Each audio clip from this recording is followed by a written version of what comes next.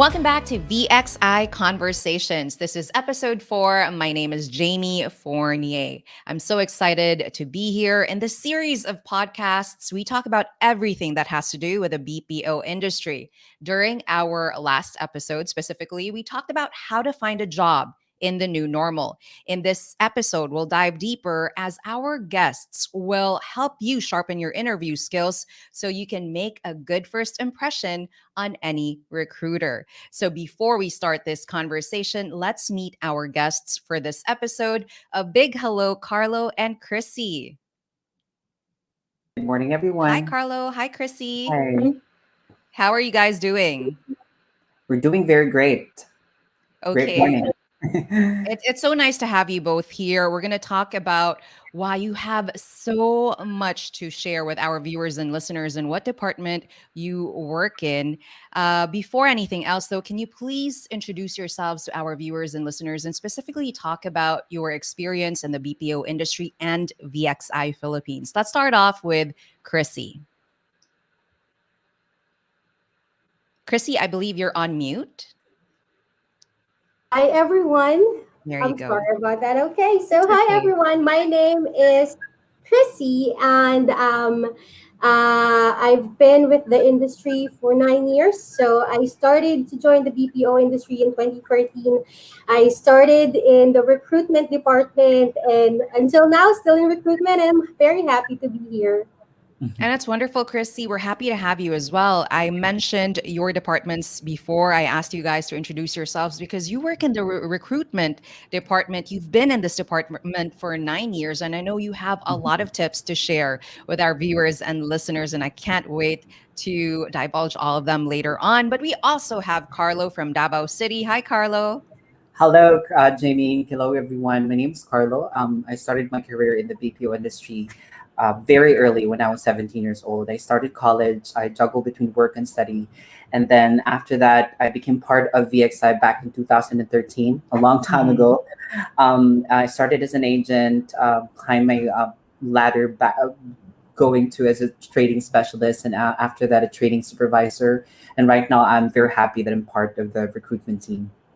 Great. Again, another individual from the recruitment team who also has had experience in training. So I know there's so much to discuss as we navigate through this conversation. Our topic for today is acing those job interviews, the tips we can give in order to make sure our viewers and listeners can leave a lasting and good impression on recruiters they have to have interviews with. So as we navigate through this conversation, we'll talk about the tips and feel free, Chrissy and Carlo, to share more about these tips and additional information you can share with our viewers and listeners. So let's start off with the first tip that's often given to those Mm. going for interviews, and it is to make sure that you open your mouth when you're speaking. Carlo, you've had experience in training and also in recruitment. What can you say about this?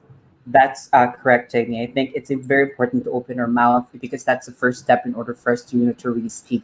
I'd like to give you a little bit of background about my story and why this is, very important. So we offer free training in recruitment for those people who have at some point have failed the validation process, and we still think that they have potential to become a Mhm. part of, any other different line of businesses.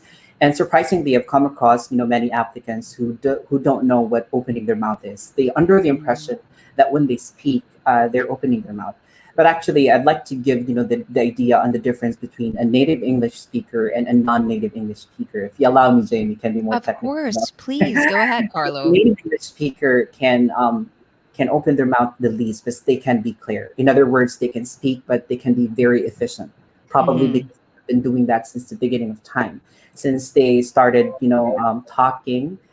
Probably at the age of 1, they're really pretty good at it. But it's a different story for non-native English speakers like us because we Mhm. have to make an effort in order for us to make clear, and we don't have that kind of ability to automatic ability to move in a way that we can be both efficient and reduce, some clarity.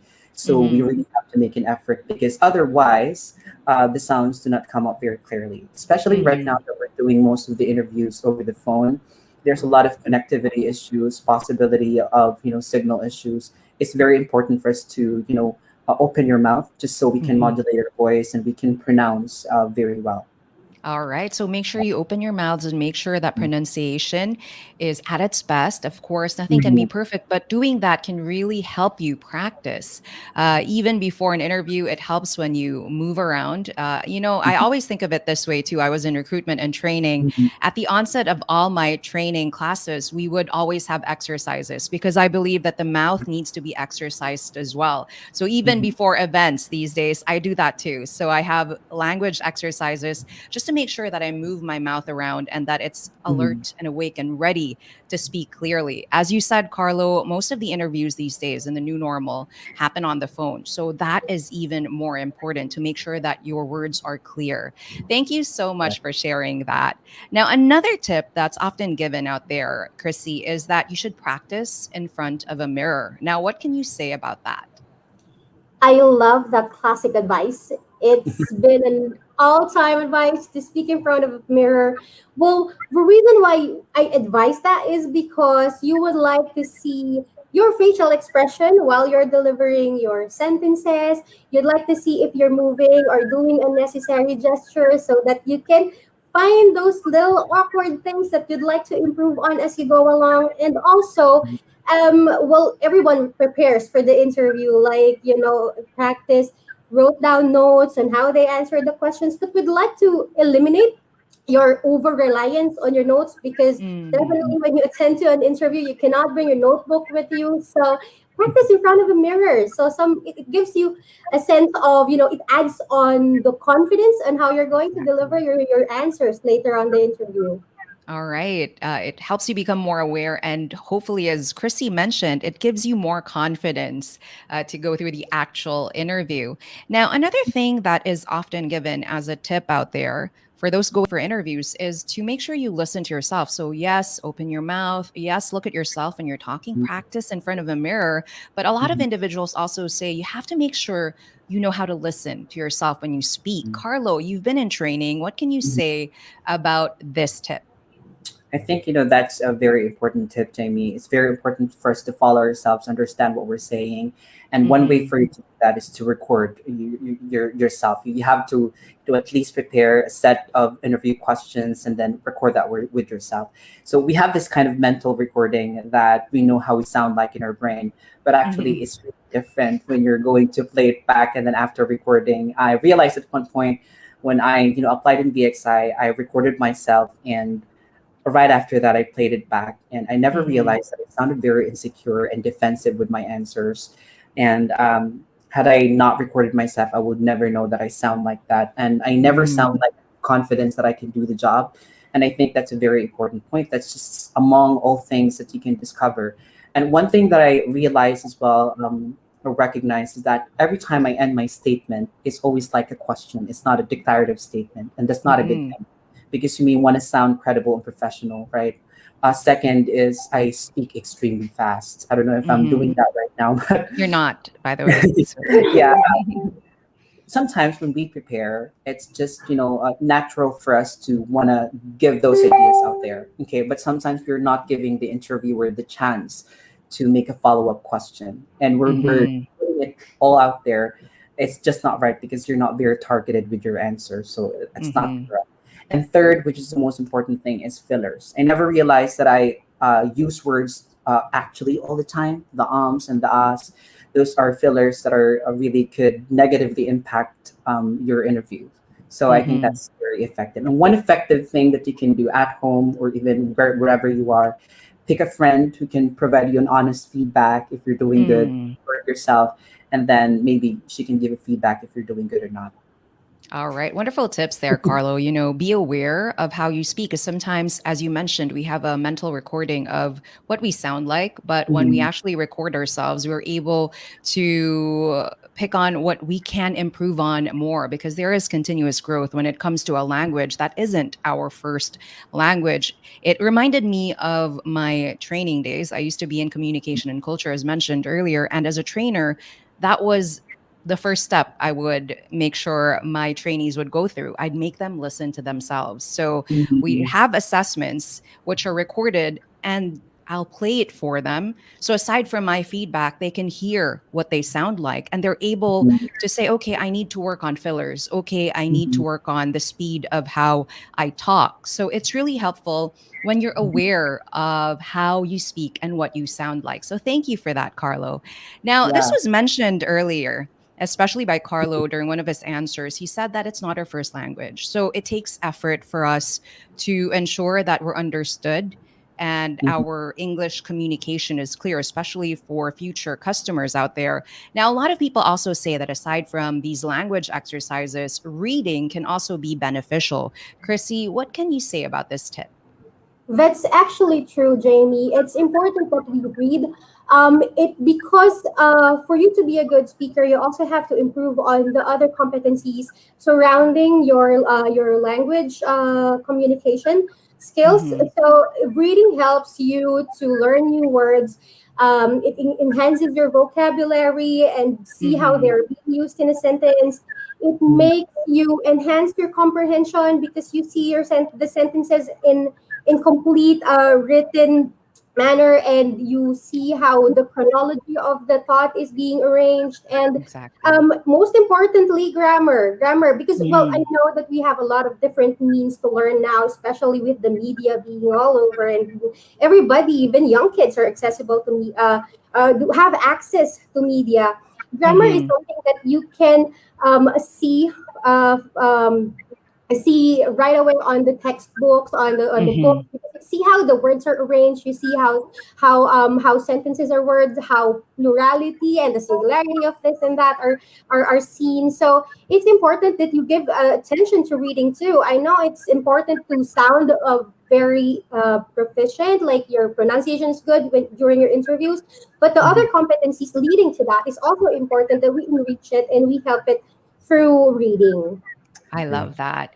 So I agree, reading can really help you in Mhm. terms of your grammar, word construction, or sentence construction, rather, choice of words, even. We'll talk about that later on, choice of words, especially. Now, I just want to share, I remember a teacher in high school, and, he is one of the main reasons I fell in love with the English language. He used to teach Shakespeare in my high school, and he would have words of the day every week, every day, actually, every day. And to this very day, I'm in my 30s. I didn't plan on sharing that, but to this day, that has left a lasting impression on me because I feel like the more you read and the more you explore these words, even if you have just words for the day, it can really help you become more confident as you speak in Mhm. English. So that's also another tip that might help individuals out there. So you're more confident when you're speaking English, know more words, read more, have words of the day as well. Now, aside Mhm. from reading, Crissy and Carlo, a lot of individuals also say that watching TV and movies can be really helpful for those trying to master the English language. Carlo, what can you say about this? I would agree with that, Jamie. I think by far that's the most easiest avenue that we can learn English, right? Mm-hmm. Okay, so we're, BPO, we are evaluated to speak in English, and when we're watching movies, there's a lot of things that we can pick up. There's a lot of moving pieces when we watch movies. First is you can learn a new vocabulary, right? Even if you don't know the Mm-hmm. meaning of the words, but the way they react, the context clues, there's just a lot of things in play. You can learn a lot of words. Second is your pronunciation. There's no best way for you to learn good pronunciation than to listen to a native English speaker. And you can do Mm-hmm. that by sitting on the couch or just resting and watching, movies, right? Exactly. And Mm-hmm. then after that, you can learn more about conversations and different contexts, especially idiomatic expressions. I want to share a little Mm-hmm. bit of this. Please, um, Carlo, the more tips, the better. so when we speak to Americans, they would regard or they would see us as someone who's credible and professional if we can speak their language. And Mm-hmm. America, in the United States, when I was not there, they would always speak with idiomatic expressions because that's how they play with their language. And if you can Mm-hmm. interject those kind of idiomatic expressions with your interview, I think, or with the way you speak with a native English speaker, I think that would really help you Mm-hmm. ace your interview. Exactly. And that's being assessed in interviews as Mhm. well, right? In the recruitment process, whether you're able to understand customers in the Mhm. future, that's foresight Mhm. that's taken into consideration during the interview. But Mhm. then, let's go back to the fact that this isn't our first language. And especially for the Mhm. fresh graduates out there, you know, English can be intimidating for some people. And a lot of people are afraid to make mistakes, especially during the beginning of the recruitment process, during the interview. So, what can you say about the tip that is, you shouldn't be afraid of making mistakes, especially in the interview process? Crissy? Well, that's true. Well, it's part of being human to commit Mm-hmm. mistakes. And sometimes we tend to get very nervous. So that's why we commit those mistakes. So interviewers understand that. It does not mean that you committed a mistake. That means that you don't know what you're saying. Probably you're nervous. Mm-hmm. So that's something that we also take into consideration. Plus, in terms of interview, we're not looking for someone like exactly perfect, you know what I mean, because Yeah. we're looking for skills, we're looking for trainability, we're looking for the ability for you to grow more as you go through training and other parts of of your journey with the company. So you don't have to be perfect. That's why we're looking for and we're encouraging those candidates with no experience yet, fresh graduates, to apply, because we are Mm-hmm. very welcoming of everyone and we're very excited to see how people grow. So making mistakes during the interview, do not beat yourself so hard about it. You're gonna be okay. Wonderful. I Mhm. love that, Chrissy. I'm sure that a lot of our viewers and listeners are gaining a dose of, confidence from that statement. No one is perfect, and don't be afraid to make mistakes because, VXI Philippines is excited to give opportunities to those even without experience in the call center industry. And even if you make mistakes during the interview, that is not the end of it all because, they're looking for the skill set that you need to be able to deliver the job. You cannot be perfect, especially during the interview process. And we also have to take note that there's training that happens after you get the job. All right, but before you get the job, now we've discussed the tips of how you can leave a good impression on any recruiter out there. Let's discuss how you can ace the actual interview. One thing to take into consideration is body language. Carlo, what can you say about body language and how you're Mhm. supposed to think of this when you're doing interviews, whether it's face to face or on the phone, especially in the new normal? Okay, body language is very important, Jamie, because it talks about the manner, the gesture, and about the posture. It conveys meaning to the interviewer. And I don't know if you've talked about this, but if you have, have you ever talked to someone and they became very interested about how you talk to them, and sometimes they Mm-hmm. ask engaging questions, and sometimes it's not because of the question, but because how you demonstrated your body language. It's very Mm-hmm. important. First is to maintain an adequate eye-to-eye contact, not to the point that you go creepy, okay, and you for a period of time. You just have to maintain an adequate eye-to-eye contact and maybe talk, and then if you think that it can help you for you to non-verbal cues like hand gestures that can really help you elicit the words and explain something that you can't really explain when you're just steady right there, and then Mm-hmm. um, just being trapped around being interviewed. Yeah. It's very important for you to at least move around a little bit, not to the point that it's distracting. An Okay. interviewer will look at these things really. So make sure you maintain eye contact, but don't be creepy when you're doing it. Just make sure that you look genuine and you're interested in the conversation. You Mhm. shared key points there, Carlo. Be engaged in the conversation, sound interested, be in the now of that conversation.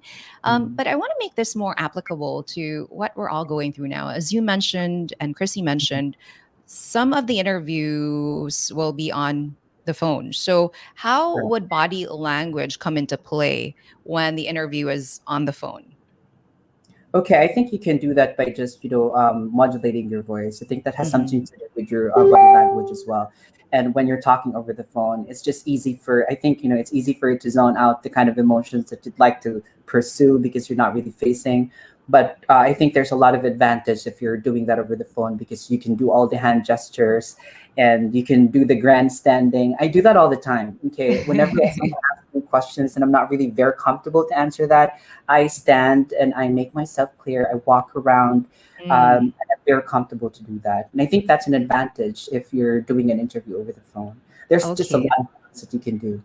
Hmm.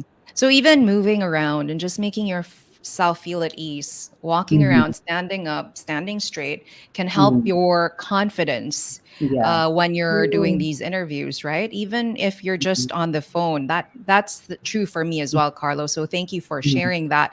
Now, earlier I mentioned words and how they are used to have effective communication. Chrissy, mhm, what can you say about choice of words?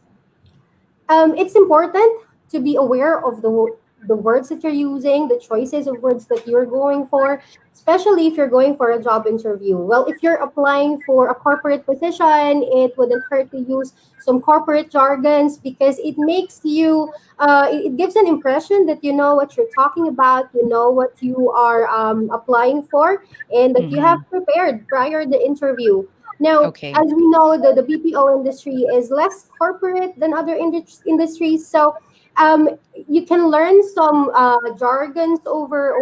It's available on the internet. Just learn about the industry, Hmm. and also find those keywords that would be looking for, especially in the BPO industry. We put emphasis on the customer service. We put Mm, emphasis into those things, so you can look for that. Just make sure to be professional still, even mhm, if we try to make the conversations very casual because it's already the millennial time mhm. now. So we try to make the conversation casual, but do not lose it. Do not just stay confident and professional. okay. Mhm. So it's a casual conversation. Turns out to sound like a casual conversation, but still be professional. And it Yes. will also help if you know jargon or you know more about the BPO industry. So do your research and know about the industry as well. And please remember that even if you're a fresh graduate, this is all attainable. Just looking at articles, reading articles out there and resources that can help you better understand what the job is all about. It's all readily available and you can have your hands on them and you can better prepare for these interviews and words you can use in these interviews as well. Now, another thing to take into consideration, especially, Carlo, you were in training before you joined recruitment, right? So Yeah. talk about the voice and how important that is during an interview. Yeah, first of all, it's not the contest, it's the voice. When we talk about the voice, it's about the tone of your voice. Most likely, if you apply for a customer service representative in any BPO companies, your first task is to be able to speak to your customers effectively and satisfy their needs. And one way to show that is for you to sound upbeat, friendly, and professional over the phone. Mhm. That is my recipe. Okay. I don't mean to brag, but I became top one when I was still in nesting, and one of my Mhm. secrets is that I made sure that my voice is modulated, and at the same time I don't sound insecure. Just like what I Mhm. said earlier, I don't sound like I'm asking a question. Very important for you to fake it until you make it. I think that's the secret of customer service representative.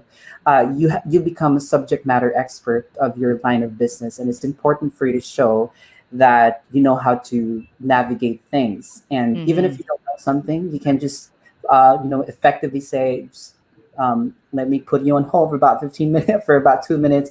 I'll get back to you. Then you came with you come again with your customer and then provide a better answer. So very important for Okay. you to sound credible and professional over the phone. That's by being friendly, upbeat, and professional. All right. Be friendly, upbeat, professional, confident as Yeah. well. You mentioned a line that I used to often share with my trainees: fake it Mm-hmm. till you make it. It's not bad. You have to make sure that you sound confident and you're upbeat. And that is what is being heard by either your recruiters or your customers. And Carlo got into the conversation of what the future is like, what the job entails, because even during the recruitment process, even during the interview, this is something that recruiters, correct me if I'm wrong, Crissy and Mm-hmm. Carlo, this is something that's being assessed, whether you're upbeat, you sound genuine, or you're confident, right, Crissy and That's true. Carlo? That's Hmm. true. I Okay. would like to add something about that. So when you go to interview, you have to have this kind of foresight. Okay, what Hmm. kind of job I'm applying for? What are those, competencies that I have to bring into the table in order for me to get the job?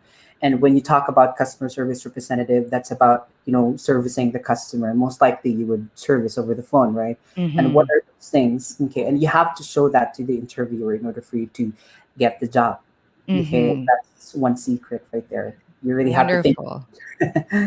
Thank you so much, Carlo. Thank you, Crissy, for sharing that. We've discussed, tips on how they can improve or make sure they leave a good impression on recruiters. We've also discussed body language, voice, choice of words. Now that we know the tips and techniques on how we can ace interviews, now it's time for us to learn how to answer some common BPO job interview questions. As you said, we need to practice. There are questions out there that for sure will be asked during the recruitment process. And one of which is that, what do you know about the BPO industry? Now, this is a question often asked. In fact, it might be the first question they ask. So, Chrissy, what can you say about this question? How can they really make sure they answer this correctly or in the best way that they can?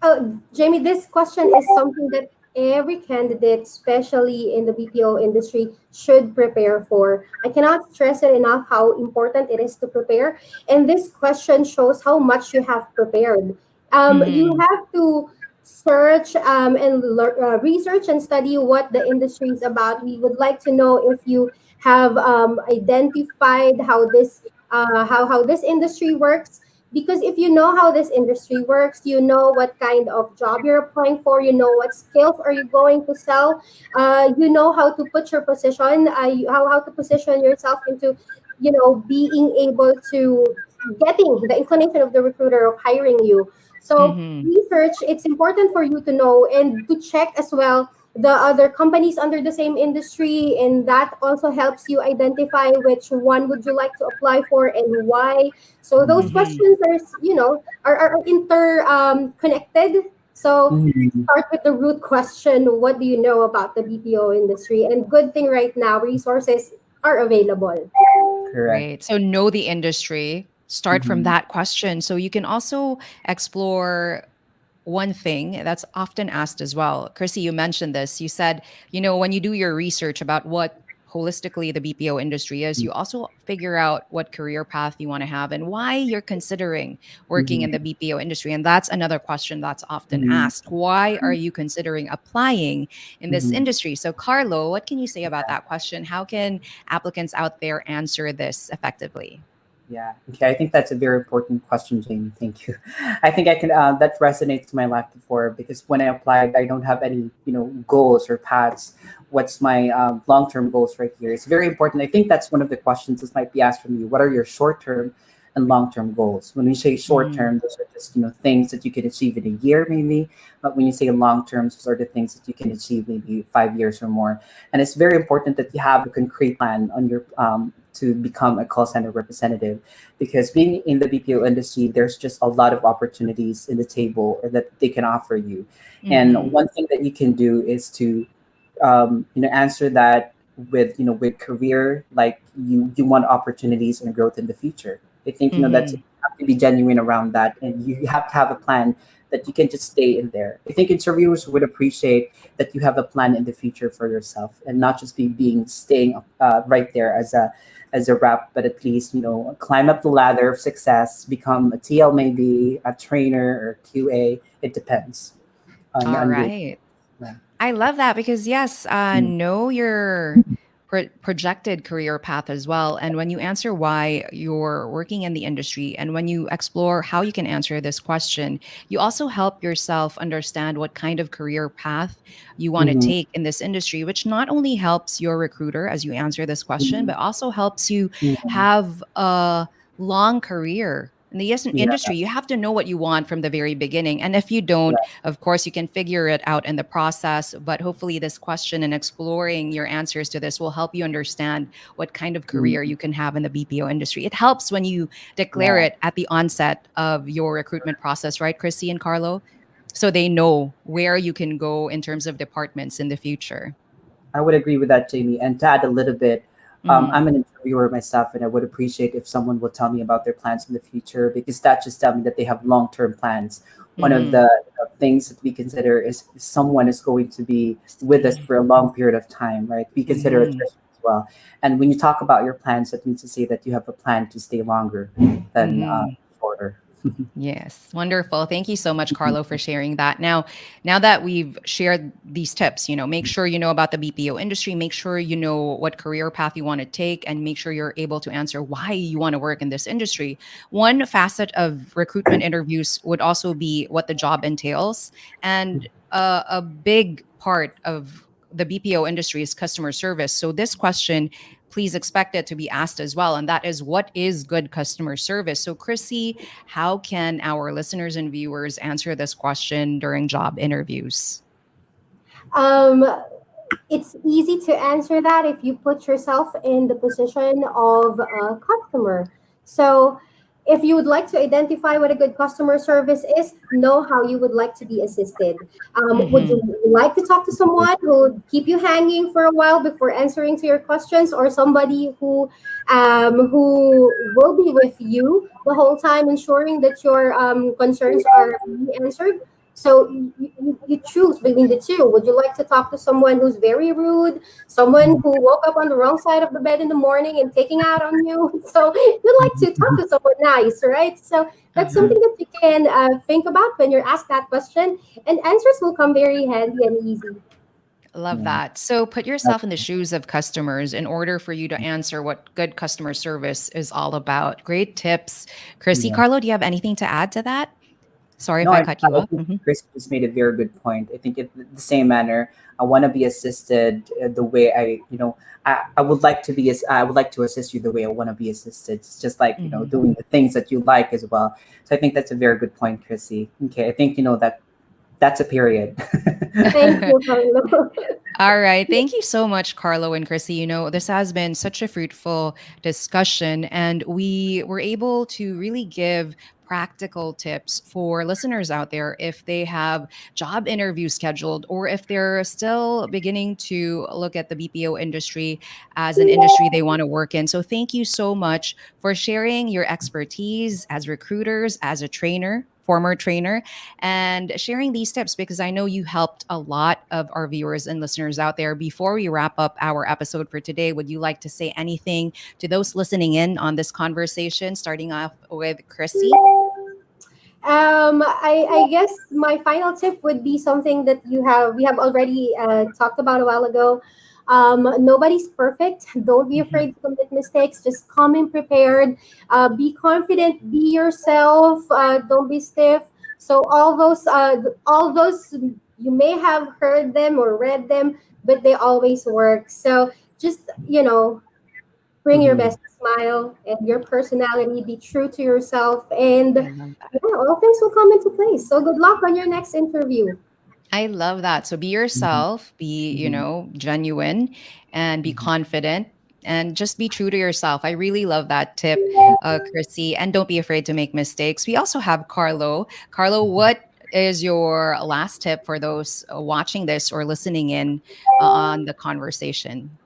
Yeah, a lot of people who are trying to apply for this job treat interview as a very difficult task. Okay, Mm-hmm. and I want to not think that way, because what your mind can conceive, your body can achieve. Just like what the famous saying goes, right? So you really have to think. You really have to enjoy. I think that's the word right there. Enjoy every moment. Enjoy the process. Whether you fail or not, you go home learned. Right? You go Mm-hmm. home that you have something to talk about and you learn something from it. And when you go back, you can be better. Right? All So I right. think that's just my tip. You have to enjoy every process.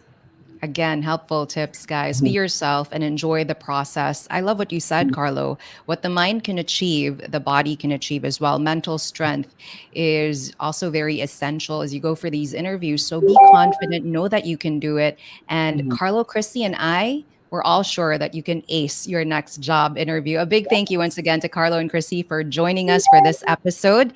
Now, once you're done with the preparation, you're now set to undergo your job interview. And remember, VXI is looking to give you that home in terms of your career. So send in your application if you have good communication skills, English communication skills, and if you're a graduate of at least high school, old curriculum, or senior high school. Numerous career opportunities, including agent and non agent vacancies, await you and in VXI. Now, you can also connect with VXI on Facebook, Instagram, LinkedIn, and on TikTok at VXIPH. In fact, you can see it on the screen down there. So, once again, that's VXIPH. If you'd rather email, that's A OK. You can email at careersph at VXI.com for your other inquiries. Once again, that's careersph at VXI.com.